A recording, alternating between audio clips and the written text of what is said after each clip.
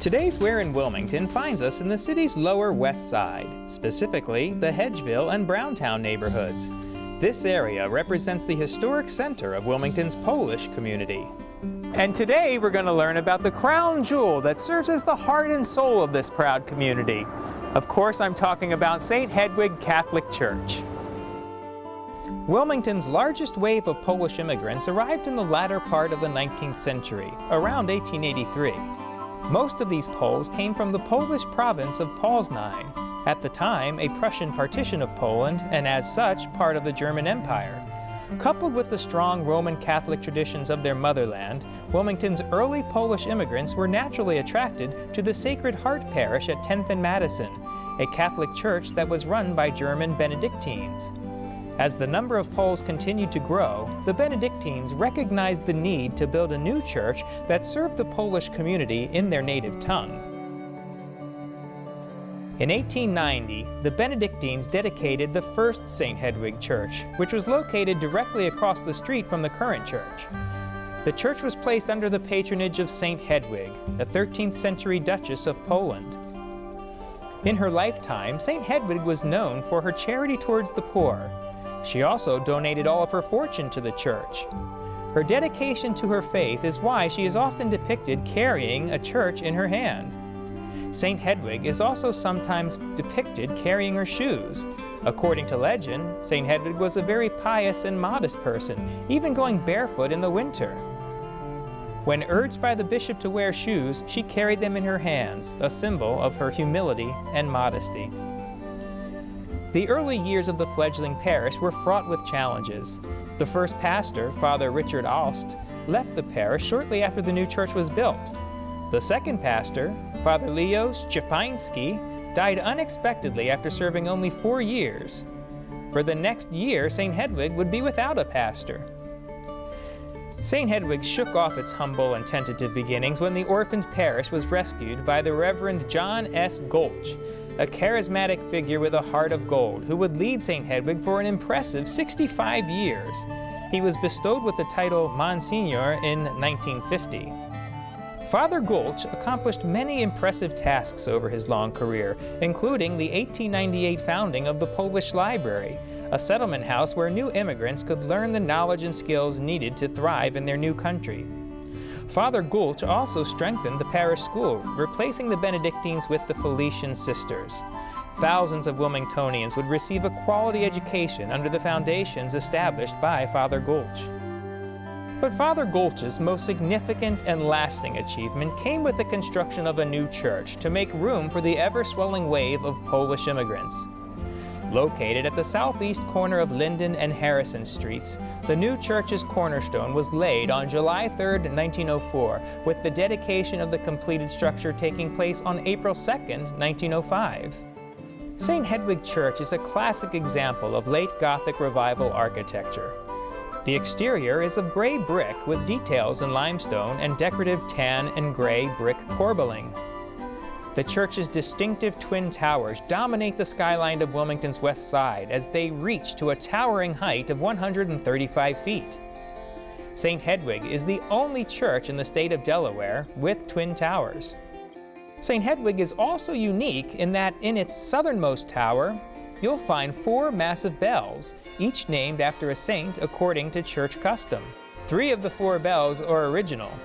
The first St. Hedwig bell cracked on Easter Sunday of 1986, and a new one was recast by the original foundry, Baltimore's McShane Bell Foundry, which was itself founded in 1856, and the bell was cast using the exact same mold as the original. As distinctive as St. Hedwig's Church is, did you know that there are nearly exact replicas in other parts of the country? When considering architects to build the new church, Father Gulch turned to Braillemeyer & Sons of Milwaukee, Wisconsin. Mr. Braillemeyer was once a classmate of Father Gulch's, and Father Gulch greatly admired a church the architect built in Brooklyn, New York. St. Stanislaus Kostka in Brooklyn's Greenpoint neighborhood has noticeable similarities to St. Hedwig. An even more exact copy can be found in another church dedicated to St. Stanislaus Kostka in Adams, Massachusetts. Upon entering St. Hedwig, the first thing most visitors notice is the beautiful vaulted ceiling, which is supported by massive columns that divide the nave of the church. The nave is 138 feet long and 60 feet wide, while at the transept that width expands to 70 feet. And though you can't see it from the floor, the framework and structural support of the vaulting is purely of wooden beams in the Old World style. At the back of the nave, just above the front entrance, you'll find the choir loft, which is home to the original 1927 pipe organ, a portion of which was funded with a donation from steel magnate Andrew Carnegie. In 1989, the original pipes were lowered so that the beautiful rose window, which features a representation of St. Hedwig in the center, could be viewed from inside the church. While the church was originally built to accommodate 1,000 people, subsequent renovations have reduced the occupancy number to 800. The original interior included wooden altars and an elaborate Gothic pulpit that soared over the communion rail and above the first few pews. The interior of St. Hedwig underwent its first restoration in 1939 in observance of the church's Golden Jubilee. The wooden altars were replaced with 3 new ones made in Italy from Carrara marble and shipped to America by boat during World War II. Adorned with spires, the high altar is 28 feet high and 15 feet wide and includes 2 niches, the one on the left with a statue of St. Hedwig, and the one on the right with a statue of St. Stanislaus Kostka, another popular Polish saint. 6 mosaics along the top of the high altar depict symbols of Christ's crucifixion. The altar to the right of the high altar honors the Sacred Heart of Jesus, the Catholic Church's devotion to the physical heart of Jesus Christ as a representation of his divine love for humanity. The altar to the left is known as the Blessed Virgin Mary altar, in tribute to Jesus' mother. Altars honoring the Blessed Virgin Mary are traditionally located on the left side of the church, and that's because women used to be required to sit on the left side of the church. Men and women sat separately in the old days. Now that tradition is no longer observed en masse, of course, but remnants of that tradition still exist during a traditional wedding, when the bride's family is asked to sit on the left side of the church and the groom's family sits on the right.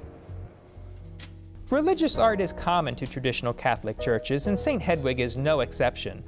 The imagery you'll see throughout the church is designed to help illustrate in tangible form the teachings of Catholicism and to serve as a way to respect and honor the memory of the people and events the images depict.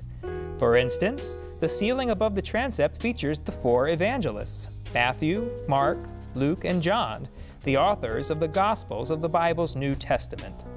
Along the perimeter of the church are the Stations of the Cross. These plaster relief panels offer meditation on 14 events that took place during the Passion of Christ. These stations are original to the church, although they have been painted several times since their installation. Originally painted in vibrant colors, the statues were painted white with gold accents during the church's second major restoration, which began in 1959. During interior renovations in 1994, the statues were returned to their original, brightly colored splendor. The church's 1959 to 1960 restoration also resulted in the replacement of the church's wood and tile floor with terrazzo. The original dark-colored walnut pews were also removed and replaced with light-colored oak pews. A plaque in the church's vestibule lists donors to the new pew fund. Most of the church's stained glass windows are original, with one notable exception, the window on the left side of the church next to the Blessed Virgin Mary altar. This window, depicting the baptism of Christ, was replaced with a new one depicting the same theme in commemoration of the 70th priesthood anniversary of the beloved Monsignor Gulch. Shortly after the window was dedicated, Father Gulch died in 1962 at the age of 95. Fittingly, he was buried in the churchyard in front of the rectory. When Father Gulch first came to Wilmington, there were little more than 200 families of Polish descent living in the city. During his long years of outstanding service, the parish would grow to nearly 2,000 families. Much has changed in Browntown and Hedgeville over the past half-century. Urban renewal, the construction of I-95, and the subsequent white flight to the suburbs has resulted in the loss of much of Wilmington's resident Polish community. Gone are the Polish grocers and bakers, gone are the factory workers and the businesses they helped flourish, and gone are the great Polish cultural institutions that once called this corner of the city home. St. Hedwig's High School and Senior Center are also gone.